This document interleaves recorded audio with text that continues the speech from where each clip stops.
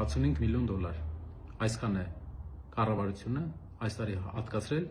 վարչապետի աշխատակազմի ծախսերի համար, բյուջեից մեր ընդհանուր։ Ինչ կարող է անել լավ կառավարությունը 65 միլիոն դոլարի բյուջեով ի տարբերություն այս կառավարության։ Առաջինը կարող է ընտրել մի շրջան,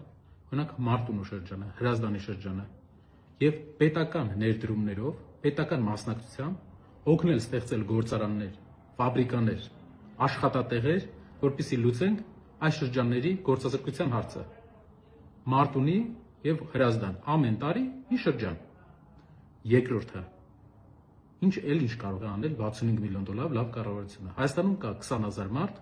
ով սովի մեջ է, այսինքն ծայրահեղ աղքատ ունեն 20,000 մարդ։ 65 միլիոն դոլարով լավ կառավարությունը այդ մարդկանց համար կապահովեր սնունդ եւ հագուստ եւ կլուծեր ծայրահեղ աղքատության հարցը մեր երկրում ամբողջ տարին։ Էլ ինչ կարելի է անել։ Կարելի է 100,000 թոշակառուների ամենաանապահով թոշակառուների, ում եկամուտները միայն թոշակներն են, բաժանել քարտեր, որոնք իրավունք կտան 20-ից 25,000 դրամի գնում անել հայկական գյուղմթերքների, հայկական կատնամթերքի, շուկաներից եւ խանութներից։ Դրա արդյունքում գյուղացին կունենար կայուն վաճառք